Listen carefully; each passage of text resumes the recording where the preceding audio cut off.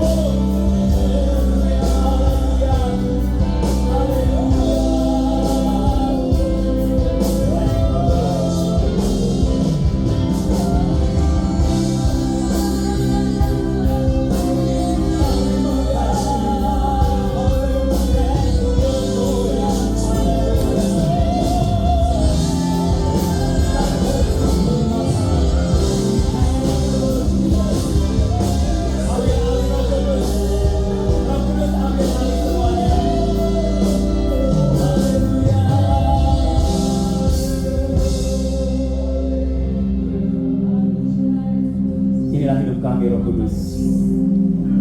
Kami tahu bahwa hidup kami sangat berharga di mata. Kau ciptakan kami begitu berharga kami, Tuhan. Kami tahu bahwa hidup kami, tujuan hidup kami adalah untuk menyembah Engkau. Ampuni kami, Tuhan, jika selama ini kami jauh dari Engkau. Malam ini kami rindu bersama generasi muda di kota Sukabumi, mengalami lawatan-Mu, Tuhan. Kami rindu kami mengalami kebangkitan yang luar biasa. Bahwa kami anak-anak muda yang bukan biasa-biasa, tapi anak-anak muda yang luar biasa. Di dalam nama Tuhan Yesus Kristus, kami rindu kemuliaan-Mu turun atas tempat ini, Bapa. Kami tahu Kau sangat tersenyum dengan kesatuan hati generasi muda di kota kami. Terima kasih, Bapak. Terima kasih, Yesus. Inilah kerinduan kami. Inilah kerinduan-Mu, Tuhan. Roh Kudus, urapi hamba-Mu yang akan menyampaikan kebenaran firman. Dan kami rindu setiap generasi muda ini mengalami perjumpaan pribadi dengan Engkau. Ketika anak-anak muda berjumpa secara pribadi dengan Engkau, maka hidupnya tidak akan sama. Hidupnya tidak akan sama. Dan hidupnya akan mulai perbedaan. Roh Kudus, ambil alih. Dan Engkau yang berbicara pada malam hari ini. Hamba-Mu perlu dari keterbatasan, tapi kami punya Allah Roh Kudus yang tidak terbatas. Segala kuasa yang akan menghalangi pemberitaan kabar baik ini, kami singkirkan semua di dalam nama Yesus.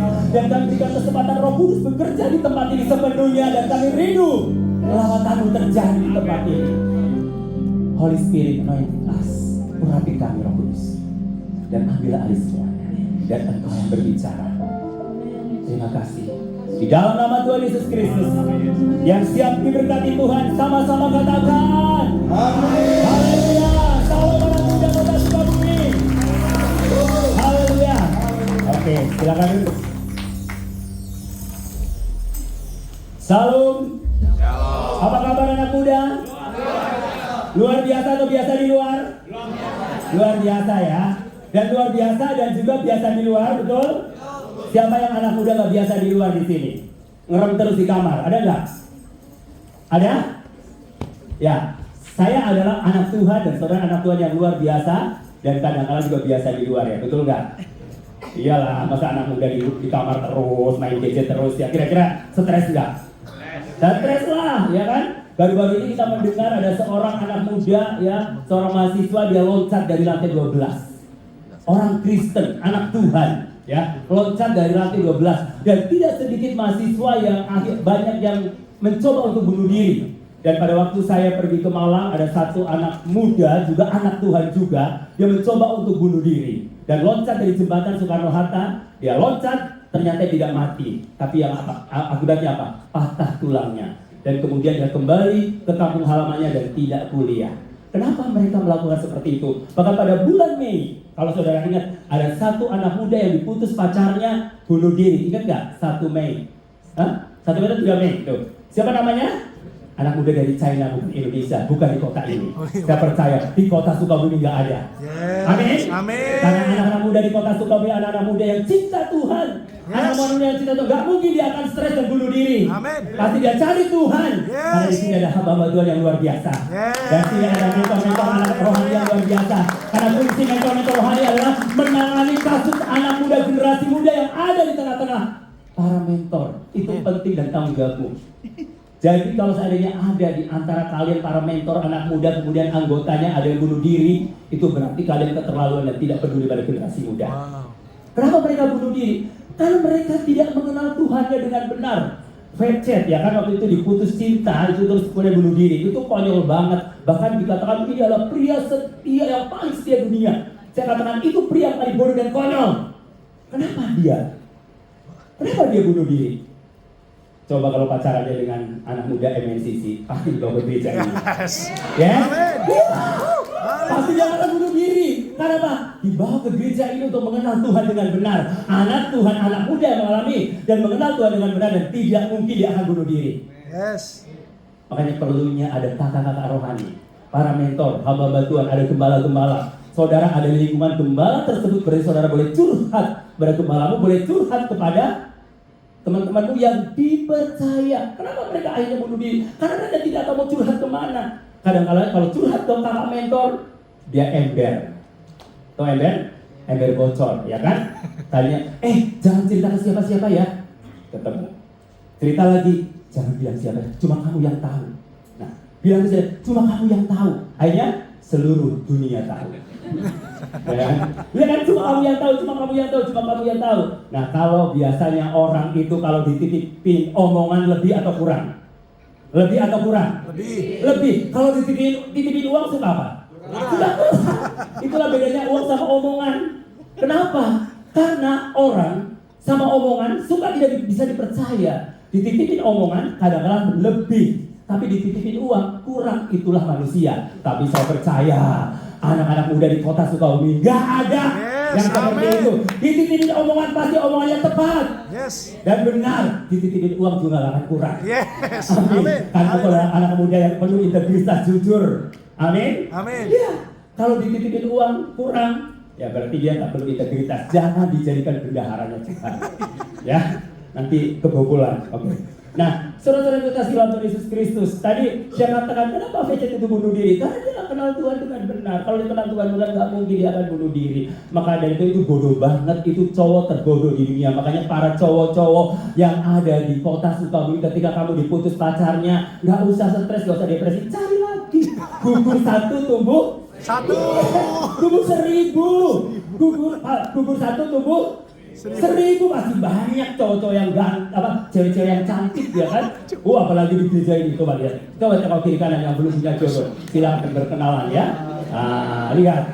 Oke, kan selain ini ya, unity di dalam spirit, juga kita unity dan ajang berkenalan supaya kita jangan sampai salah pilih pasangan hidup.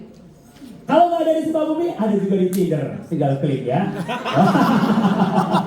Iya kan? Oh iya, ada di Tinder. Saudara-saudara yang, cari jodoh itu susah banget. Pacar orang Kristen itu susah banget. Bagikan mencari apa? Jarum di tumbukan jerami. Sekarang udah zaman gadget, nggak usah pusing. Mau cari pacar, tinggal di Tinder, klik, ada itu ya. Kalau match, nah ketemuan ya. Kalau cocok, klik ya kan? Nyambung. Kalau nggak cocok, encet aja. Tidak repot. Betul nggak? Nggak usah repot. Hidup itu simpel. Makanya anak-anak muda, hidup itu simpel. Jangan dibikin rumit. Yes. Yesus juga simpel kok. Tuhan kita itu sangat simpel. Nggak rumit. Kadang-kadang kita yang suka bikin rumit. Makanya akhirnya ada tempat rehabilitasi. Karena banyak manusia yang rumit, sedangkan Yesus tidak rumit. Jadi yang rumit siapa? Manusia atau Yesus? Manusia. Yesus nggak rumit. Yesus gak rumit. Yesus pelayanannya cuma pakai sandal jepit ya, pakai sandal itu ya. Kalau dia maksud, pakai apa ya? Jadi udah sibuk dengan perkara-perkara pakai apa, ya kan? Yang penting tetap pakai celana, ya. Ya, oke. Saudara-saudara yang kasih Tuhan Yesus Kristus bahwa anak muda. Ya kenapa anak muda itu penting? Ya kata Bung Karno, berikan kepadaku 10 anak muda, maka akan menggoncangkan seluruh dunia. Coba hitung di sini, ada berapa anak muda? Bagian Asar ini ada berapa anak muda di kota ini yang saya dikumpul? 1000. 1000. Wah, plus malaikat-malaikat di sini ya. Yes, amin. Yes. Karena saya percaya saudara datang ke tempat ini anak muda, ada malaikat-malaikat yang menjagamu. Amin. Jadi lebih daripada 1000. Amin. Karena ada malaikat-malaikat. Tadi waktu nyanyi, waduh luar biasa. Sepertinya konser kalah dengan Blackpink. Oh, Blackpink kalah. Ya, saudara kadang-kadang aneh, anak muda itu aneh. Kalau Blackpink, waduh, bayar mahal pun kita pergi, betul nggak? Betul nggak? Yeah. Kalau ke gereja gratis, nggak mau pergi. Itu kenapa? Spirit Blackpink apakah lebih kuat daripada Spirit Roh Kudus? Hah? Emang masih kurang? Coba lihat MNC, keren banget ini ya. Tadi saya merasakan seperti konser, ya. Yes. Konser Yesus harusnya kalau kita konser itu kita lebih pilih Blackpink, ya kan? Blackpink. Ada kenal Blackpink? Oh kenal yang benar kenal. Kenal atau tahu? Tahu lah. Coba kalian follow IG-nya Blackpink nggak? Enggak. Abmo follow nggak? Follow di fallback nggak? Enggak. Kasihan dia loh ya kan nggak fallback. Kenapa nggak di fallback? Coba Lala follow IG-nya Pak Oki nggak? Follow di fallback nggak Pak Oki? Kenapa di fallback Pak Oki? Karena kenal ya kan. Kalau saudara follow yang nggak kenal, jangan mimpi saudara mau di fallback. Apalagi artis selebritis nggak akan di fallback. Tapi kalau saudara follow Yesus, pasti dia akan fallback kita. Amin. Dia nggak akan reject kita. Dia pasti fallback kita. Siapa yang follow? Seandainya Yesus itu punya Instagram, kayak udah miliaran tuh pengikutnya. Dan salah satunya adalah saya. Pengikut yang radikal. Ya? Iya. Pengikut yang radikal. Berarti berani mati untuk Yesus. Jangan karena putus pacar. Itu cemen. Iya putus pacar, stres dulu di kamar. Bodoh banget itu cowok. Semoga tidak ada di kota Sukabumi. Dan di gereja ini juga nggak ada. Oh nggak ada. Nggak ada yang aku maksudnya. Nggak ada. Ya kenapa? Karena kita udah tahu persis anak Tuhan. Lalu tadi, ku diciptakan oleh Tuhan sangat berharga. You are very special. Kamu sangat istimewa. Coba lihat kiri kananmu, adakah hidungnya yang sama? Adakah mukanya yang sama? Tidak ada, ini very unique, semuanya unik, tidak ada yang sama, saudaraku. Ya kan, ada yang rambutnya keriting, hitam, belo, ya kan? Ada juga yang putih, matanya sipit, ada yang putih, matanya belo. Tapi semuanya sama dicinta Tuhan. Yes, amin. Tuhan cinta kita semua, sayang kita semua.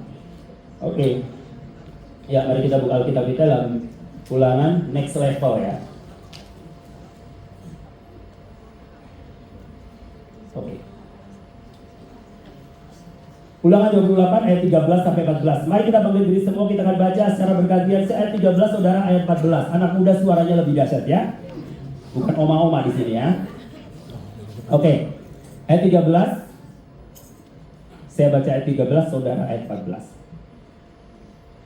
Ulangan 28 ayat 13 dan 14. Ayat 13, Tuhan akan mengangkat engkau menjadi kepala dan bukan menjadi ekor. Engkau akan tetap naik dan bukan turun. Apabila engkau mendengarkan perintah Tuhan Allahmu yang kusampaikan pada hari ini, kau lakukan dengan setia. Oke, ayat 14, 2, 3.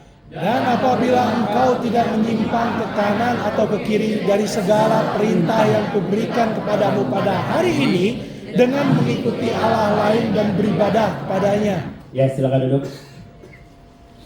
Berbahagialah orang yang membaca dan merenungkan firman Tuhan siang dan malam, dan terlebih berbahagia lagi adalah orang yang mau melakukan firman Tuhan siang dan malam. Ia seperti pohon yang ditanam di tepi aliran air yang selalu menghasilkan buah pada musimnya. Berbahagia orang yang membaca merenungkan, tapi terlebih berbahagia lagi adalah orang yang mau melakukan itu jauh lebih penting dibandingkan cuma membaca dan merenungkan. Ya, tapi kalau melakukan itu jauh lebih bahagia. Kenapa? Orang-orang anak-anak Tuhan, anak-anak muda bahagia karena dia merenungkan firman dan melakukan firman. Kenapa mereka stres? Karena tidak melakukan firman. Itu kuncinya, saudara. Kalau saudara melakukan firman, kuncinya betul. Hidupmu pasti happy meskipun banyak tantangan. Siapa yang ada masalah di sini? Siapa anak muda yang ada masalah? Semua punya masalah? Yes. Ya, semua punya masalah. Punya masalah, saya juga punya masalah. Tapi kita percaya Tuhan kita di atas masalah kita. Amin. Sehingga masalah tidak akan membuat kita jadi depresi. Tapi masalah membuat kita kuat dan semangat untuk melayani Tuhan. Kuncinya apa di sini dikatakan? bahwa ketika kita mendengarkan, melakukan firman Tuhan, tidak menyimpang ke kiri dan ke kanan, dan dengan setia, maka engkau akan dibawa naik oleh Tuhan dan tidak akan turun. Artinya bahwa kehidupan anak Tuhan itu harus selalu ada improve dan grow up. Artinya ada perubahan demi perubahan. Memang Yesus itu tidak berubah dulu, sekarang dan selama-lamanya, tapi bukan berarti kita begitu. Artinya kuasanya yang tidak berubah, saudaraku. Dan kita, hidup kita, kan ada lagu tadi, hidupku takkan sama. Ya, hidup saya sebelum kenal Yesus dan setelah kenal Tuhan Yesus Kristus itu harus berbeda. Jikalau hidupmu sama, tetap sama dari sebelum kenal Yesus dengan sesudah kenal Yesus, hidupmu tetap sama, berarti kekristenanmu harus tanda tanya besar. Kenapa tetap sama? Jadi harus ada grow up, pertumbuhan, dan setelah bertumbuh itu berbuah. Apa perbedaan bertumbuh dan berbuah? Bertumbuh, apakah setiap bertumbuh pasti berbuah? Tidak. Belum tentu. Setiap kalau berbuah pasti bertumbuh enggak? Pasti. Yes, ya. Saya mau katakan bertumbuh dan berbuah. Bertumbuh. Saudara lihat pohon bertumbuh, ya kan? Daunnya lebat. Saudara mungkin punya pohon mangga di rumah. Daunnya lebat. Ketika daunnya lebat, kemudian tidak ada buahnya. Kira-kira mau diapain pohon mangga itu? Sudah 5 tahun, mungkin 10 tahun. Kira-kira mau diapain? Tebang. Tebang. Karena apa? Gak ada gunanya. Nah, orang Kristen, anak muda, kalau cuma bertumbuh doang, sudah gak ada gunanya. Ingat, plus berbuah. Kalau bertumbuh untuk siapa? Bertumbuh untuk siapa? Untuk diri kita sendiri. Tapi kalau berbuah untuk orang lain, untuk orang lain, untuk kemuliaan nama Tuhan, itu berbuah. Makanya kita sebagai anak muda, anak-anak Tuhan, bahwa hidup kita jangan cuma sampai bertumbuh, tapi harus berbuah. Karena bertumbuh itu hanya fokusnya dengan diri kita sendiri, tapi kalau berbuah itu berfungsi untuk orang lain. Amin. Adakah jeruk makan jeruk? No. Adakah durian makan durian? Tidak. Jadi kalau pohon jeruk, buah jeruk, siapa yang makan? Kalian lah, ya kan? Bukan jeruknya yang makan jeruk, tidak. Nah, kekristenan juga seperti itu. Saya anak muda Kristen, saya bertumbuh dan berbuah. Yang makan siapa? Yang nikmati siapa? Orang lain. Yang nikmati adalah orang-orang di sekeliling kita. Amin. Kamu adalah garam dunia, kamu adalah terang dunia. Garam dan garam, kalau bersatu jadi apa? Asin, jadi darah tinggi, ya kan? Makanya saudara sebagai garam dunia harus cari yang tawar di mana. Engkau harus garami.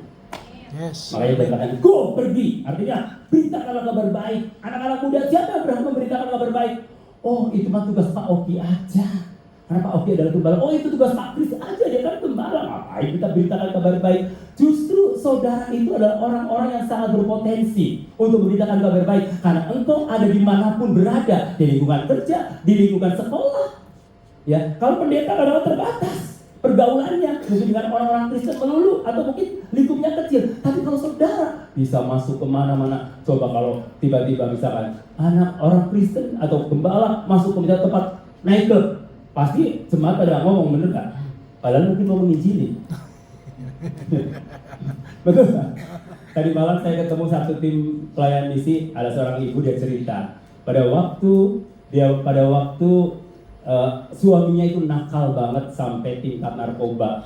Dia ajak semua gengnya, ya gengnya itu ngajak masuk ke ke night club dan semua harus bawa pasangannya, ya. Nah bawa pasangannya ada satu ibu itu dibawa ke night club itu dan semua pada minum pada mengkonsumsi ekstasi ya. Dan semua pada fly. Tapi ibu ini nggak fly, dikasih setengah nggak fly, dikasih satu nggak fly. Kenapa? Ternyata ibu itu berdoa, sebenarnya dia nggak mau, cuma suaminya maksa. Ini suami yang jahat, ingin merusak istrinya, nggak mau, dia ingin istrinya rusak. Tapi saudaraku, ya, saya jadi ingat ya, ketika kita minum racun, sekalipun kita minum racun maut, kita tidak akan mengalami kematian. Yes. Karena apa? Karena dia dicobai oleh suaminya, bukan istrinya yang kepengen makan ekstasi, bukan. Tapi dia berdoa terus. Ditanya besoknya, fly nggak? Enggak, biasa-biasa. Artinya Tuhan memurnikan. Tapi saudara jangan coba-coba. Ya, oh katanya minum racun maut nggak akan maut, cobalah minum Baldon, ya matilah. Maksudnya itu ayat tersebut kalau saudara pergi melayani, menginjil, tiba-tiba ada yang nakal sama kita, memberikan racun, mungkin minuman itu racun, dan racun itu tidak akan membawa maut pada saudara. Karena apa? Tuhan ubahkan racun itu menjadi minuman yang nikmat. Amin. Menjadi minuman yang luar biasa. Karena Tuhan sanggup mengubah apa yang tidak mungkin menjadi mungkin. Tuhan sanggup mengubah apa yang tidak ada menjadi ada. Oke, semua mau naik level? Yes. Yes, mau ya. Semua mau naik level. Jika kamu mau ingin naik level, harus mengenal Tuhan dengan benar. Tadi saya cerita yang mengenalnya. Anda kenal Jokowi? Tidak. Tidak. Tidak ya. Anda tahu Jokowi? Tahu. Tahu ya. Anda kenal Agnes Monica? Tidak. Enggak. Tapi tahu nggak Agnes Monica? Tahu. Anda kenal Kak Efra? Kenal. Kenal ya. Anda tahu? Tahu. Nah, tahu ya. Jadi beda ya, tahu dan kenal ya. Kalau tahu belum tentu kenal, tapi kalau kenal pasti tahu. Yes. Ya kan? Yes. Ya. Nah, saudaraku, Anda kenal Yesus? Kenal. Anda kenal Yesus? Kenal. Ya. Yesus kenal kamu nggak? Yes. Yes. Kenal. Pasti kenal. Karena Yesus tahu persis kamu. Yang ciptain kamu, ya pasti dia kenal. Nah, tahu dan kenal. Tahu itu belum tentu kenal, tapi kalau kenal pasti tahu. Ya, tahu dan kenal itu beda. Makanya mengenal Tuhan dengan benar. Mengenal Tuhan benar. Tidak semua orang Kristen itu mengenal Tuhan dengan benar. Kenapa? Karena mungkin ketika dia mendapatkan firman dan firman itu tidak diresponi dengan baik. Baik, kita buka Alkitab kita dalam Yohanes 17 ayat 3. Ya, Yohanes 17 ayat 3. Inilah hidup yang kekal, itu yaitu bahwa mereka mengenal Engkau satu-satunya Allah yang benar dan mengenal Yesus Kristus yang telah Engkau utus. Inilah hidup yang kekal itu yaitu bahwa mereka mengenal Engkau satu-satunya Allah yang benar, mengenal Yesus Kristus yang telah Engkau utus. Yang berikutnya 1 Yohanes 2:3, dan inilah tandanya bahwa kita mengenal Allah yaitu jikalau kita menuruti perintah-perintahnya. Jadi gini saudaraku, mengenal dan tahu ya. Tahu itu belum tentu mengenal, tetapi kalau mengenal pasti tahu. Tandanya kalau kita mengenal adalah mengikuti perintah-perintahnya. Jadi jikalau saudara mengaku bahwa saudara mengenal Tuhan dengan benar, tapi hidupmu masih kacau balau dan hidupmu masih jauh dari Tuhan, berarti engkau belum mengenal Tuhan dengan benar. Engkau baru tahu siapa Yesus yang sebenarnya. Berarti engkau belum mengenal Tuhan dengan benar. Dan saya percaya orang-orang yang mengenal Tuhan dengan benar, dia tidak akan depresi meskipun diputus oleh pacarnya. Yes. Dan orang-orang yang mengenal Tuhan dengan benar, dia tidak akan stres meskipun dia ditinggalkan orang yang paling dikasihnya. Dan orang yang mengenal Tuhan dengan benar, dia tidak akan mengalami kepahitan ketika dikecewakan oleh orang-orang di sekelilingnya. Kenapa? Karena Allah itu adalah kasih. Ingat, kekristenan itu adalah, kalau kita menjadi orang Kristen, kekristenan itu sebenarnya orang-orang yang gak normal. Yesus itu gak normal sebenarnya. Abnormal. Kenapa abnormal? Saya mau tanya, Michael, kalau Efra yang melakukan kesalahan, kamu mau tanggung gak kesalahan Efra? Enggak, kenapa? Karena dia normal. Normal dia. Kalau nggak normal, pasti Michael ya saya siap tanggung kesalahan Efra. Saya mau tanya, siapa yang melakukan kesalahan? Yesus atau kamu? Kita. Hah? Kita yang lakukan. Tapi siapa yang tanggung kesalahan kita? Yesus. Itu normal nggak? Ukuran dunia itu nggak normal. Itulah Yesus. Makanya saya cari Yesus, karena Yesus nggak normal. Artinya apa? Dia memberikan, ada nggak orang yang memberikan nyawanya untuk orang lain? Ada nggak? Nggak ada. Yesus, dia memberikan nyawanya untuk saya dan saudara. Amin. Yang harusnya saya dan saudara yang menanggung kesalahan kita sendiri. Tapi Yesus tidak mau, karena mengasihi saya dan saudara. Dia rela memberikan hidupnya untuk anak-anak muda di kota Sukabumi. Itulah kekristenan. Ada lagi, Yesus suruh, ketika kamu dicaci maki, kita harus berkati musuh kita. Normal nggak? Enggak. Normalnya gimana? Caci maki balik. Ya? Caci maki balik. Caci maki balik kan? Betul nggak? Normalnya caci maki balik. Gigi ganti gigi. Makanya nggak heran kenapa banyak anak-anak yang tawuran, karena dia belum mengenal Tuhan dengan benar. Kalau mengenal Tuhan dengan benar, ketika ditampar di gigi, berikan bisa nggak? Bisa nggak? Ketika ada musuh kita berkati, bisa nggak? Bisa nggak mendoakan musuh kita? Bisa nggak? Bisa nggak kita duduk semeja bareng dengan orang yang nyebelin, terus pernah nyakitin hati kita? Bisa nggak? Susah. Itulah kekristenan. Kita harus di titik itu. Makanya perlu naik level. Naik level di titik itu. Naik level itu bukan yang secara jasmani doang, bukan. Ya, yang maksudnya itulah kekuatan spirit kita semakin naik. Nah, ketika kita naik level dan kita siap mengalami ujian, contohnya nih ya, kita siap menghadapi ujian. Siapa yang siap naik level? Yes, ya. Kitab apa yang paling tidak disukai oleh para pelajar? Ujian. Kitab Ulangan ya. Kitab Ulangan. Iya, Ulangan. Yang paling gak disukai oleh siswa pelajar kan apa? Ulangan. Betul nggak? Ulangan. Makanya bersyukurlah generasi pada waktu yang kuliahnya, sekolahnya via Zoom. Jadi gak usah belajar, tinggal klik di Google, muncul semuanya, ya kan? Nah, saudara-saudara yang kasih dalam Tuhan Yesus Kristus, siap menghadapi ujian. Saya mau bilang, saudaraku, Kak Efraya sebagai guru nih, kalau biar untuk mengetahui kemampuan anak didik Kak Efra, kira-kira dikasih apa anaknya? Dikasih ulangan. Ulangan atau ujian. Ya. Diuji supaya apa? Naik Level. supaya naik level. Ketika dia nggak sanggup menghadapi ujian mungkin semester 1 atau semester 2, apakah dia bisa naik? Nggak bisa. Nah, dia harus mengulang lagi dan mengulang lagi. Nah, ketika saudara mau naik level, saudara harus siap menerima atau menghadapi ujian. Ujian yang dari Tuhan itu memang kadang-kala menyakitkan, tapi hasilnya itu sangat menyenangkan. Ujian, ya. Alkitab berkata bahwa pencobaan-pencobaan yang kamu alami ialah pencobaan-pencobaan biasa.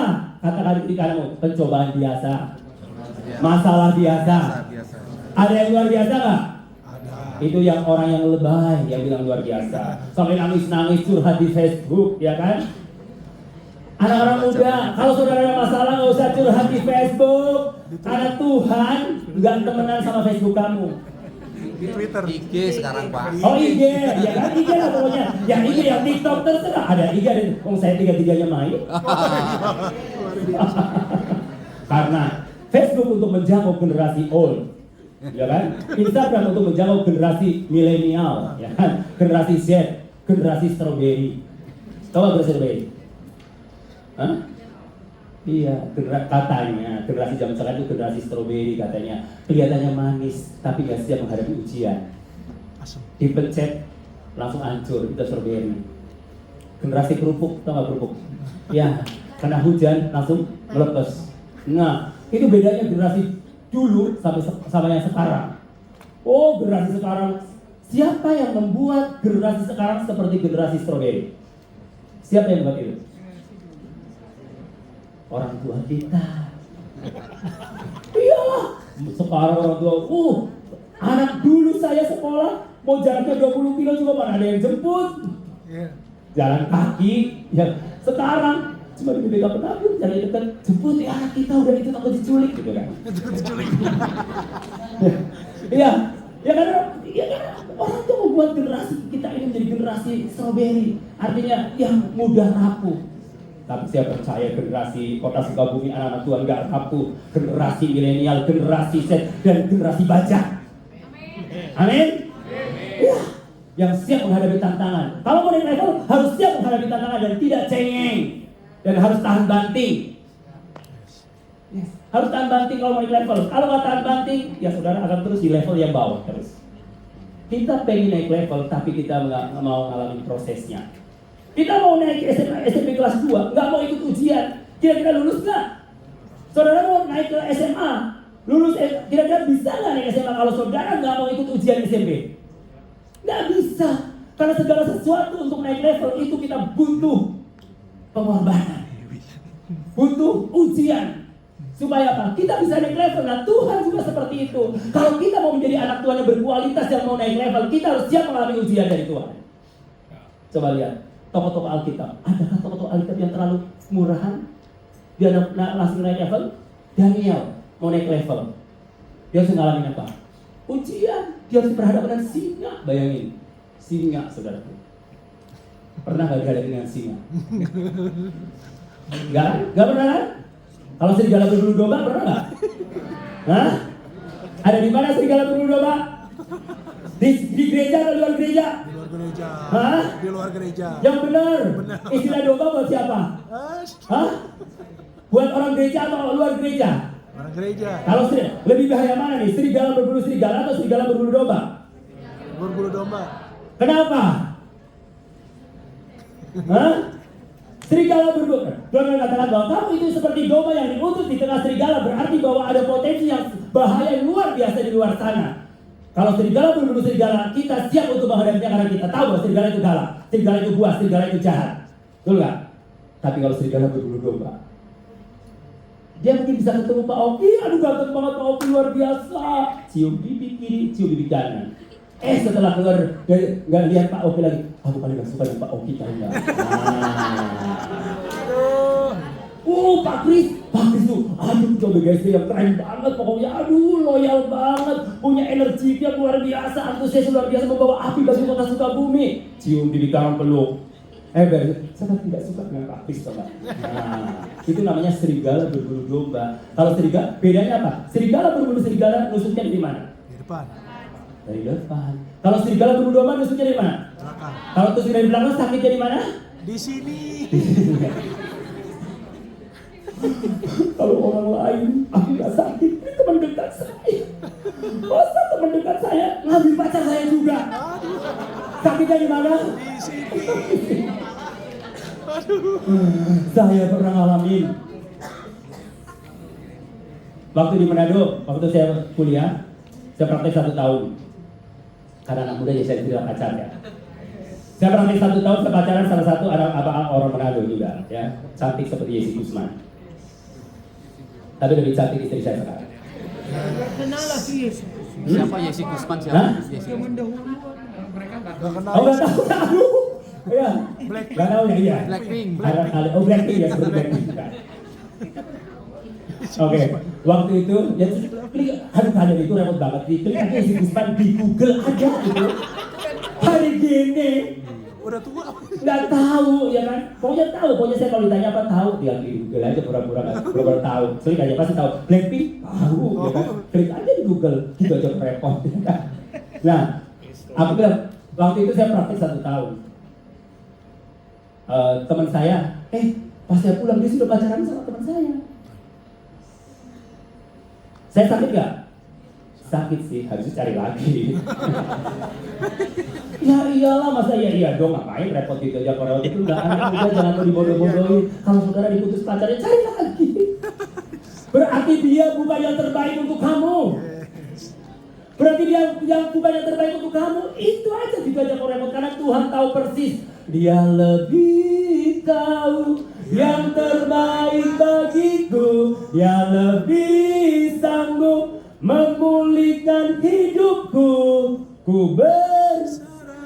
Ku percaya Hanya Yesus penolong yang betul atau betul? betul. Di bibir atau di hati? Di hati. Jangan cuma di bibir saja. Hanya Yesus penolong yang setia. Tapi hari ini gua mau ke gereja anak muda karena pacarku sudah diambil sama ketua youth-nya. Itu sakitnya di mana saudaraku? Di Hah?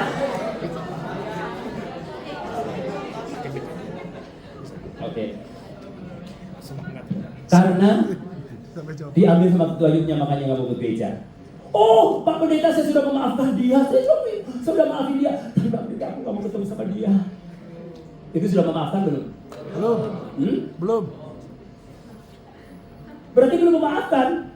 Namanya memaafkan berarti melupakan, tidak mengingat-ingat lagi. Seperti Yesus memaafkan kita, mengampuni kita. Dia tidak mengingat dosa kita. Dia tidak mengingat-ingat lagi kesalahan kita. Meskipun kamu dosanya semerah seperti kain kirmisi, ketika engkau datang mengaku di hadapan Tuhan, dan Tuhan akan putihkan seperti bulu domba, seperti salju. Itulah kehebatan Yesus, sanggup memutihkan dosamu ketika kau minta ampun kepada Dia. Itulah Yesus. Hebat Yesus. 5 ditambah 2 dibagi 5.000 sama dengan berapa coba? Hah? Berapa? 12. 12 apa? 12 keranjang. Coba guru matematika Sir Esra mana? Di belakang. Coba hitung Sir Esra, 5 ditambah 2 dibagi 5.000 sama dengan berapa? 0. Hah? 0, sekian kan? Itu matematikanya Tuhan Yesus. Makanya Tuhan Yesus nilai matematikanya D, dan lulus. Oh, tapi olahraganya itu A+, saudaraku. Disuruh renang, malah jalan di atas air. Keren kan? Itulah Yesus kita. Dia kalau membuat apa yang menurut dunia tidak bisa, Tuhan Yesus bisa lakukan. Amin. Itulah Yesus yang hidup. Luar biasa. Makanya kimianya A+. Air jadi anggur. Bisa mengubah air menjadi anggur. Coba tanya pada guru kimia kamu, bisa mengubah air jadi anggur? Hanya Yesus Kristus yang bisa mengubah air jadi anggur. Amin. Gitu aja kok masih bimbang kamu ikut Yesus? Masa baru diputus pacarmu kamu tinggalkan Yesus? Apakah pacarmu lebih berharga daripada Yesus? Aduh, pacarmu terlalu kecil. Anggap aja, buanglah sampah pada tempatnya. Haleluya. Buanglah mantan pada tempatnya, ya kan? Jadi gak usah jadi galau karena diputus pacarmu, ya kan? Ngapain? Berarti kalau saudara galau diputus pacarmu, berarti kamu belum mengenal Tuhan sungguh-sungguh. Belum mengenal Tuhanmu dengan benar. Kita percaya kok Dia sanggup mengadakan apa yang tidak ada menjadi ada. Anak-anak muda mungkin takut dengan masa depan, tapi Alkitab berkata bahwa masa depan itu sungguh ada dan tidak akan hilang. Itu masa depan anak-anak Tuhan. Meskipun di era globalisasi, persaingan dunia kerja, saudara nggak usah takut. Ajukan lamaran sebanyak-banyaknya di Google, banyak lamaran kerja. Klik Google, lowongan pekerjaan, saudara ajukan berbagai perusahaan, masukin aja semuanya. Pasti ada yang nyangkut dalam nama Yesus. Amin.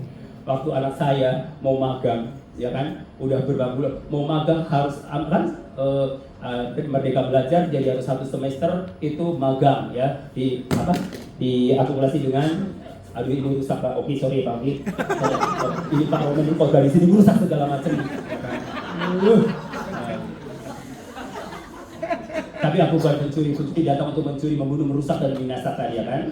Tapi Yesus datang untuk berikan hidup yang berkelimpahan. Kalau jatuh tenang aja, Pak Oki pasti ganti lagi. Haleluya. Gitu aja kok repot ya Pak Oki, ya betul nggak? Nah, saudara, waktu itu anak saya, aduh Pak gimana ya Pak ini, kok belum dapat gaji tempat itu magang, nanti kan udah dekat nih. Sudah, percayalah sama Tuhan. Lama, masukin aja lamaran banyak-banyak. Hanya 10 perusahaan ada lama semua. Akhirnya pas waktu mau pelayanan di Toba, pasti kamu bisa. Pasti nanti pulang dari sana Toba, beres pelayanan di Toba, kamu pasti dapat panggilan. Pas waktu di Toba, kami berdoa di sana di Bukit Salib Kasih namanya. Kami berdoa di sana, dan anak saya berdoa di situ. Dia bilang katanya, Pak, katanya Tuhan seperti ngomong sama saya itu tanggal 1 Pak dijawabnya. Setelah finish, selesai pelayanan, di tengah perjalanan dapat panggilan, 2 perusahaan panggil. Ya, setelah janji Tuhan itu tidak pernah berubah. Ya, pada waktu pulang dari perjalanan menuju ke Medan, dari Toba sekitar 4 jam lah ya menuju Medan, dia dapat panggilan. Aduh Pak, gimana ya, ini harus interviewnya besok, kita masih di Medan. Bilang aja, baru pelayanan. Mana ngerti perusahaan pelayanan ya, betul nggak ngerti. Tapi nggak apa-apa, pokoknya bahasamu keluarin aja di dalam nama Yesus Kristus, biar mereka nanti juga ngerti. Saya percaya ketika waktunya Tuhan itu nggak ada yang bisa menghalang-halanginya. Kalau dengan pikiran kita mungkin nanti perusahaan pasti nggak akan Apa interview kita lagi Pak? Dia bilang, percayalah sama Tuhan. Janji Tuhan itu ya dan amin, dan dia selalu ajaib janjinya. Akhirnya dia pergi apa? Akhirnya jam 11 udah juga bergelisah. Percaya pasti Tuhan. Di jam 11 baru dapat info, oh ya diundur katanya, diundur interviewnya tanggal 31 Januari ya kan. Terus kemudian yang perusahaan yang satu jadi tanggal 5. Oke, 15 menit lagi aku waktunya ya. Tenang aja. Soalnya kalau aku udah di depan suka nggak berhenti, ngomongnya nggak berhenti. Thank you Kak Efra. Saudaraku, pada waktu dia kembali ke waktu itu di Toba di Medan, dan dia bilang, Pak udah dapat panggilan, interviewnya ditunda. Oke, pas waktu pulang interview dan tepat tanggal 31 interview, tanggal 1 dipanggil, diterima. Akhirnya yang satu di Jakarta di cancel, ya kan, anak raja gitu kan. Nah, tanggal 1 Tuhan katakan tanggal 1 katanya dijawab Tuhan. Ternyata dia bilang, Pak, aku pengennya perusahaan di Jakarta. Saya bilang, kamu bilang Tuhan bilang sama kamu tanggal 1, berarti kamu ambil yang dari Tuhan. Berarti yang di Bandung itu ya dari Tuhan. Oke, akhirnya dia taat, ambil yang di Bandung. Dia ambil yang di Bandung, dan saya bilang bahwa saya ini bukan mau sombong ya, kesaksian anak saya, dia luar biasa. Pada waktu dia ikut ini, dan saya juga kaget, IP-nya sempurna. Itu dari siapa? Dari Roh Kudus semuanya. Tuhan. Karena janji Tuhan tidak pernah berubah. Makanya saya sering kali katakan kepada anak-anak muda di kota Sukabumi yang sering kali saya ketemu, saya katakan, kamu jangan khawatir dengan masa depanmu, dengan hidupmu, karena Tuhan sangat bertanggung jawab atas hidupmu. Jadi gak usah takut. Udah saudara kuliah, sekolah, titik. Gak usah pusing dengan biaya. Tuhan pasti cukupkan. Apalagi sekarang zaman enak ada KIP, ya kan? Ada dana bos. Semua serba enak. Kalau dulu otak panting kita, saya dulu mau beli sepatu aja harus kerja di sawah dulu untuk beli sepatu. Maklum, karena saya bukan anak kolongan, tapi anak petani, ya. Jadi mau beli sepatu aja harus kerja dulu untuk beli sepatu. Anak sekarang enak kan? Mau beli sepatu, sepatu merek apa? Yang harga berapa? Betul atau betul? Betul. Iya. Papa mama di dunia aja sayang sama kita, apalagi papa kita di surga. Yes. Dia sangat sayang sama kita. Amin. Oke.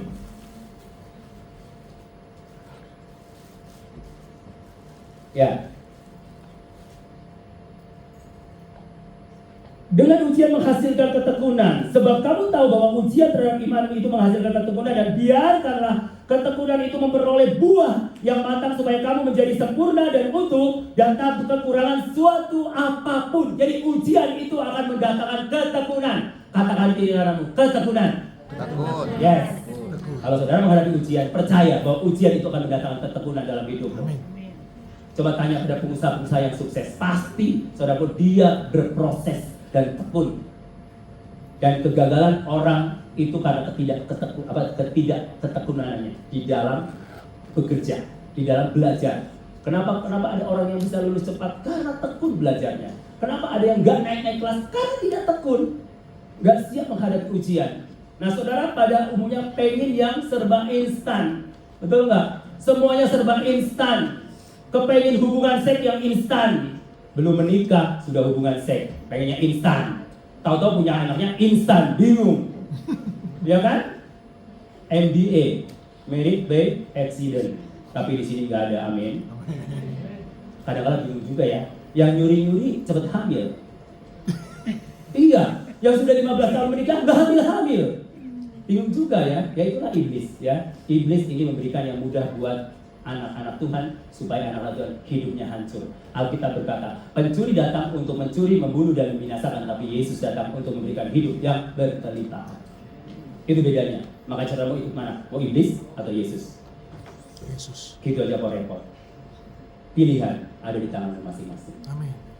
Dan Tuhan tidak pernah memaksa kehendakmu. Dia berikan free will, kehendak bebas. Tapi kehendak bebas yang bertanggung jawab. Oke, siap menghadapi ujian? Siap. Siap? Siap. Welcome ujian, welcome masalah. Pencobaan-pencobaan yang kualami adalah pencobaan yang biasa saja. Nggak ada yang luar biasa. Makanya saudaraku jangan lebay ketika ada masalah. Karena masalah menurut Tuhan itu terlalu kecil. Nyawanya aja dia berikan, apalagi menyelesaikan masalahmu. Yang penting kita apa? Berserah dan percaya, pasti Tuhan bertindak.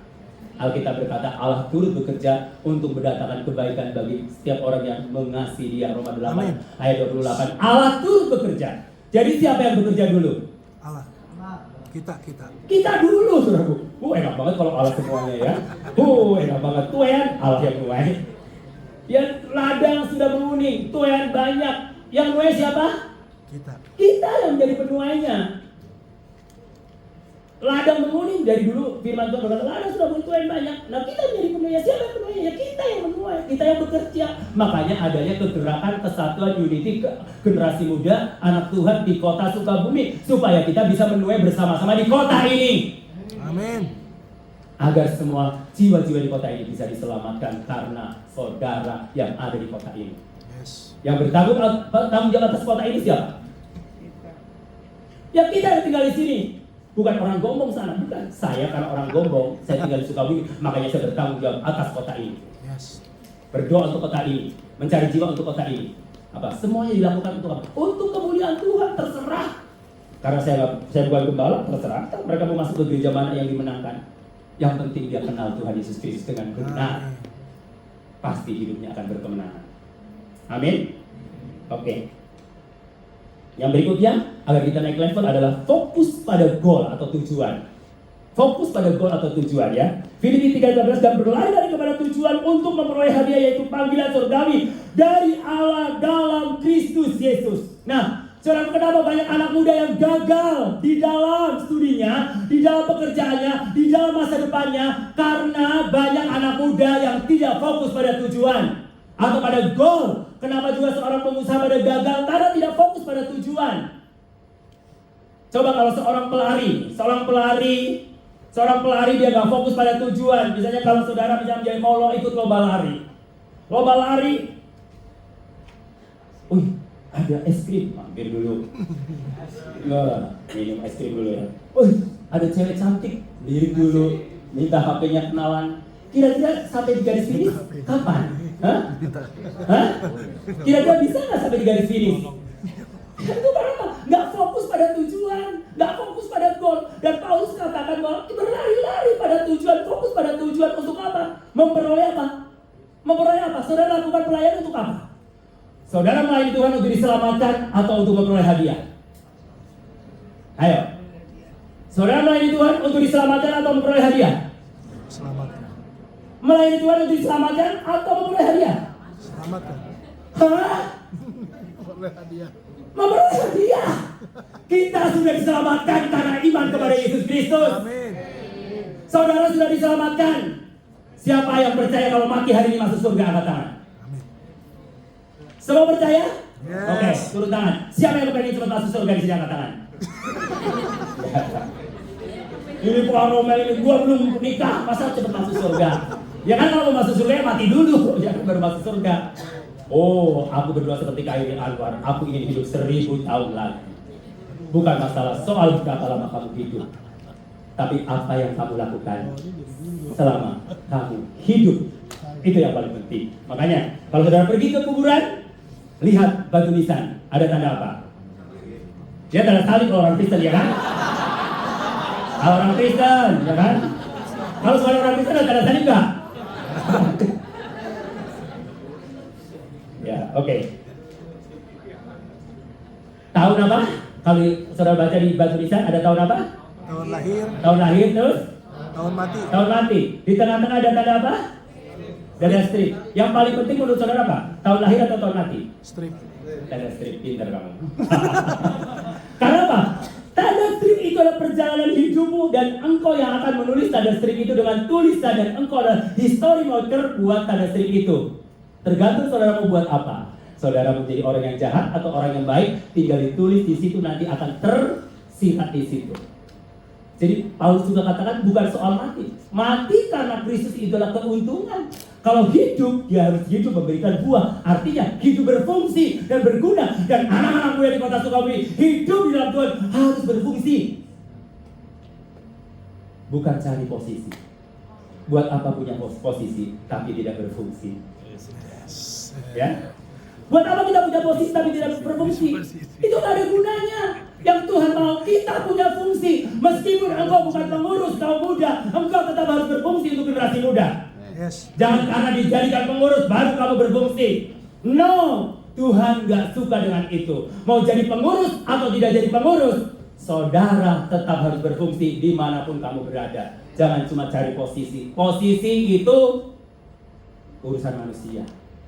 Kalau kita melayani Tuhan Yesus, promosi itu datangnya dari Tuhan, bukan dari kita mungkin cari muka atau serigala berbulu domba. No. Posisi itu nggak terlalu penting buat kita. Yang penting kau berfungsi. Meskipun kamu mungkin tidak punya posisi dalam gerejamu hari ini, tapi yang penting kamu berfungsi. Itu jauh lebih berharga daripada punya posisi tapi tidak berfungsi. Nah, Paulus katakan kalau kamu hidup, hiduplah bagi Kristus dan memberi buah. Dan kalau kamu mati, itu adalah sebuah keuntungan di dalam Tuhan. Bayangin, udah mati masih untung. Itulah enaknya di dalam Tuhan.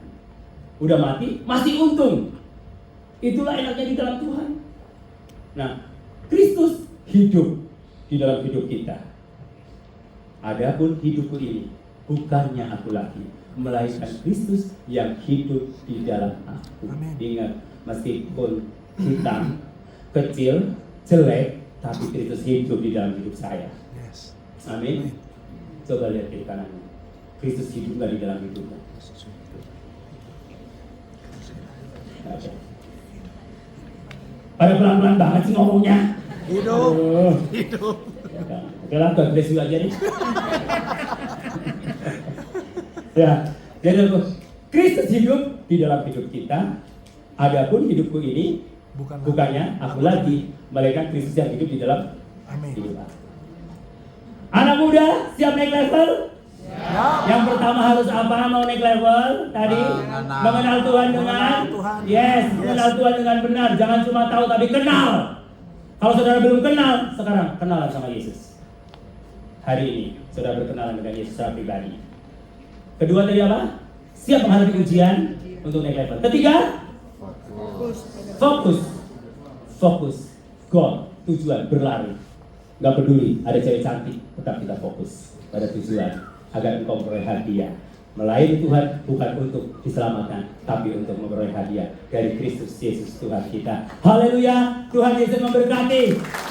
Amin. Mari kita bangun diri semua.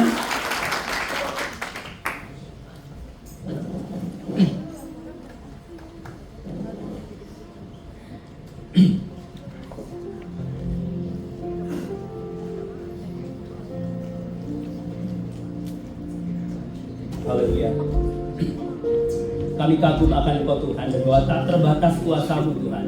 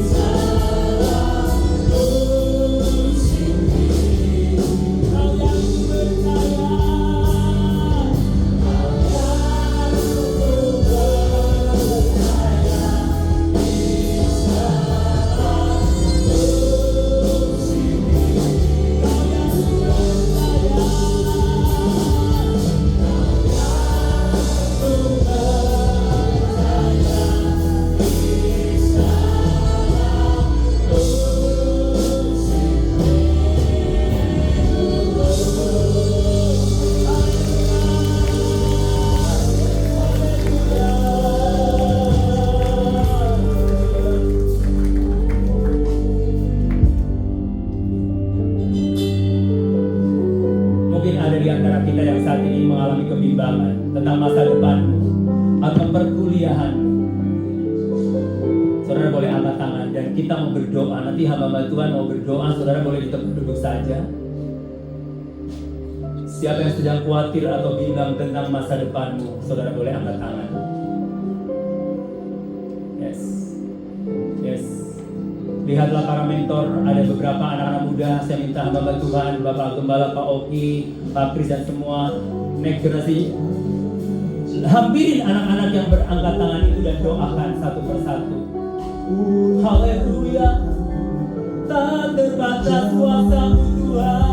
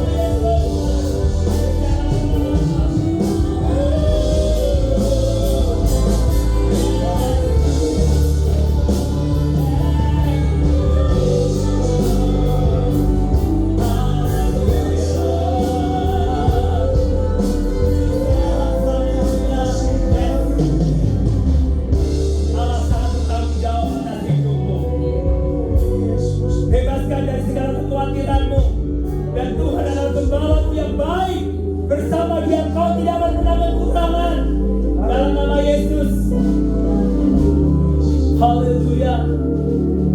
Saudara bukan anak-anak muda yang biasa-biasa saja, tapi saudara anak-anak muda yang luar biasa, yang hebat, yang Tuhan mau pakai menjadi anak-anak Tuhan untuk memenangkan kota Sukabumi. Yes. Saya tantang saudara, siapa yang siap memenangkan kota Sukabumi bersama-sama youth leader kota Sukabumi? Saudara boleh angkat tangan, nanti hamba Tuhan akan mendoakan. Siapa yang siap untuk melayani Tuhan buat generasi kota Sukabumi? Yes. Oke, yang angkat tangan boleh maju ke depan. Silakan maju ke depan. Yang angkat tangan maju ke depan. Silakan hamba Tuhan doakan untuk calling, untuk panggilan mereka. Oh, haleluya. Saudara jangan tengok kiri, tengok kanan. Kalau saudara mau melayani Tuhan, Tuhan bertanggung jawab atas hidupmu.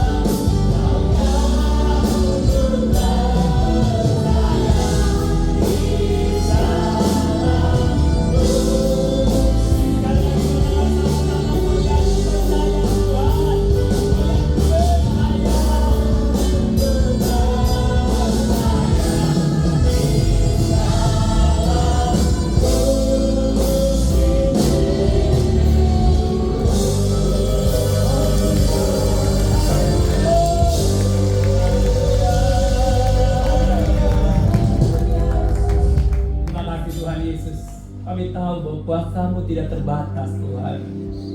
Kasih-Mu tidak terduga dan jalan-Mu tidak terduga Tuhan. Kami percaya bahwa generasi muda ini generasi yang hebat dan luar biasa.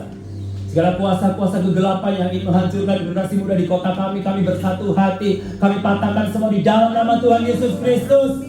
Biar Roh Kudus urapi setiap generasi muda ini menjadi pemimpin-pemimpin yang hebat dan luar biasa. Dan pulang dari tempat ini bukan menjadi generasi yang biasa-biasa saja, tapi menjadi generasi yang luar biasa. Mereka akan bercahaya dan bersinar di tengah-tengah kegelapan dan menangkan jiwa bagi Kristus. Dalam nama Yesus, Kau pakai setiap generasi muda ini menjadi alatnya Tuhan. Dimanapun saja berada, mereka dipakai oleh Tuhan, di tempat kuliah mereka, di tempat sekolah mereka, di tempat pekerjaan mereka, di tempat usaha mereka, dimanapun mereka berada, dibuatnya berhasil di dalam nama Yesus Kristus. Dan Tuhan akan membawa anak-anak muda di tempat ini naik dan tidak akan pernah turun. Terima kasih Tuhan Yesus Kristus. Apapun yang diperbuatnya pasti sukses. Tuhan memberkati generasi muda di tempat ini dan bangkitkan youth leader di kota Sukabumi yang ingin membangun kota ini, yang ingin memenangkan kota ini bersama-sama Tuhan. Karena Tuhan begitu banyak di kota kami, di Kabupaten Sukabumi dan kota kami, bahkan di seluruh Indonesia, bahkan seluruh dunia. Pakailah kami menjadi utusan-utusan Tuhan. Generasi muda ini bangkit dimanapun saja berada. Kami akan menjadi pemberita-pemberita Injil yang luar biasa. Terima kasih Tuhan Yesus. Yang luka hati Tuhan pulihkan di dalam nama Tuhan Yesus Kristus. Saudara yang masih sakit hati katakan, aku sudah dipulihkan di dalam nama Yesus Kristus. Pegang dadamu katakan, aku sudah mengampuni dan sudah memaafkan orang-orang yang sudah menyakiti hati kami di dalam nama Tuhan Yesus Kristus. Tuhan menyembuhkan yang sakit, Tuhan menyembuhkan dan memulihkan yang terluka, membebaskan yang terbelenggu di dalam nama Tuhan Yesus Kristus, dan memberikan jalan keluar yang sedang ada persoalan, agar generasi muda sanggup mengatasi setiap persoalan yang dihadapinya dan mengandalkan Tuhan sebagai sumber kekuatan. Terima kasih Tuhan Yesus untuk kota kami tercinta, kota Sukabumi yang luar biasa. Kalau Tuhan tempatkan kami ada di kota ini, berarti Tuhan punya tujuan bagi kami untuk menerobos dan membangkitkan kota ini supaya menjadi kota penuh dengan kemuliaan Tuhan. Pakailah gereja-gereja Tuhan di kota ini Tuhan, supaya menjadi gereja-gereja yang bersatu untuk membangun kerajaan Allah di tengah-tengah kota Sukabumi di dalam nama Yesus Kristus. Terima kasih Tuhan Yesus. Terpujilah Tuhan kekal selama-lamanya. Yang sudah dipulihkan, yang sudah diberkati Tuhan, yang sudah naik level di dalam nama Tuhan Yesus Kristus, sama-sama katakan Haleluya. Silakan duduk kembali.